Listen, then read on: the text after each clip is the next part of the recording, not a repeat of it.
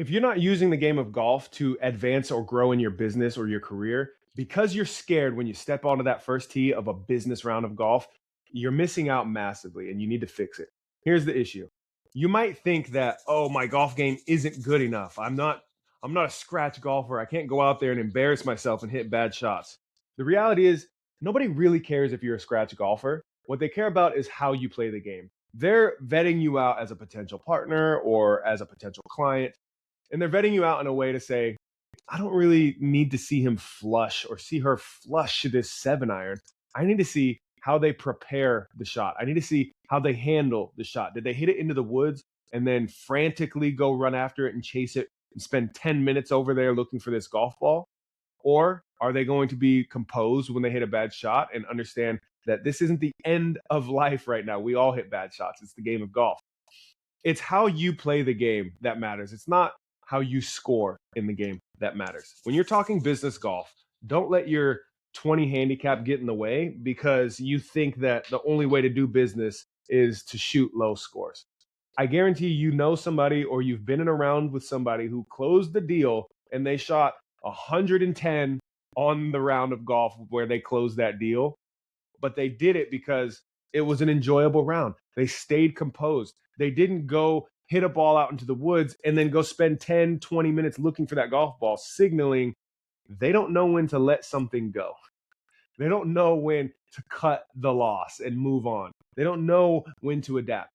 This game is more about social fluidity and being able to say, okay, no matter what happens out here today, no matter how I shoot, no matter how this golf ball goes, I have certain things that are within my control entirely, and I have other things that are not entirely within my control. That's what's great about the game of golf. All these elements, the same exact course, you could play it day after day, and every single day is different. It's unlike other sports where they play on the same field, the same measurement, same distance of everything, a basketball court, football field, soccer, whatever it is, the same measurements all the time. Golf, there's so many different elements. So it's more about how you interact with these elements. It's more about how well you take care of your gear. Do you take care of your gear? Are you very detail oriented? And even with that, is that something that it's going to take you all of the time in the world to clean one club face? Or are you going to say, you know what, we don't need to spend so much time cleaning that club face because that's not the most productive use of our time. Yes, I want to have it clean enough, the same way that I want my golf game to be good enough, but I can go out and shoot 100 and still conduct business as long as my golf game is not impeding the progress of a meeting.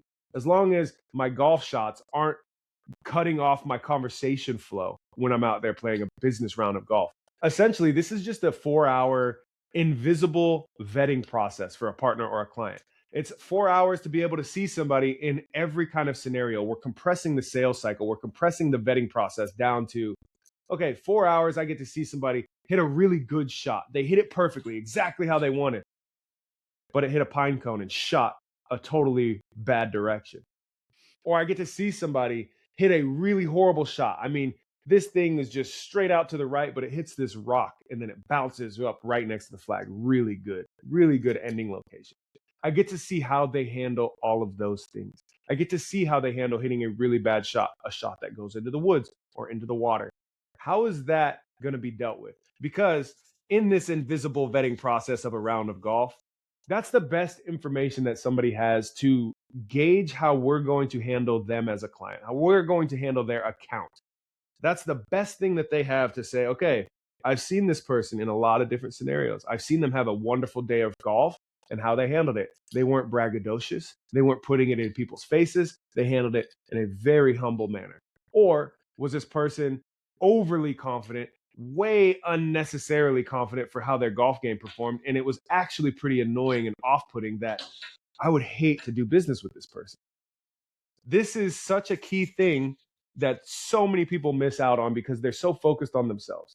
You're focused on, I have to be able to hit this shot. I've got my 5 iron in hand. I have to be able to hit it within 10 feet over and over and over when the pros don't even do that. This dissociation from where your expectations are of your skills in hitting a golf ball and how much time you put into your skills of hitting a golf ball, that gap is massive for most people, and it matters a ton when you're playing a business round of golf.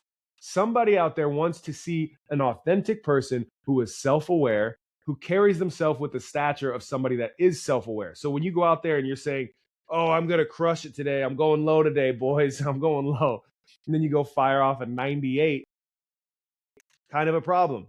If you go out there and you're just open-minded to, hey, let's see what the day has for us. And yeah, maybe typically I shoot 90s to 100, but I guarantee I'm going to be the vibe tribe, as I like to say. I'm going to have such a good time out here. Good luck beating me at having fun. Good luck beating me at being crystal clear on what my goals are and taking care of the things that I have 100% control over, like being focused for every single shot that I have, like cleaning my clubs if I make a huge divot and a big old muddy impact just caked onto the face of my club. I'm going to be able to handle the things that I can handle. And then the elements of nature that is in the game of golf are going to be what they're going to be. Where my golf ball goes is going to go where it goes. But how I conduct myself is what's fully within my control. So if you are fearful because of your 20 handicap and you're fearful of using the game of golf to conduct business, it's impeding your career. It's impeding your growth. You don't have to be a scratch golfer to do business on the golf course. You just need to have a good strategy, a good playbook to conduct yourself, the game within the game, so much so that it's an advantage for you over your competitors. It's something that if you get a chance to go out and play a business round of golf, it's almost a guarantee that you are going to impress whoever it is you're playing with, so much so that they're going to be so confident in investing in you, whether that's time, money, or otherwise. It doesn't matter what you shoot. That's what you got to focus on.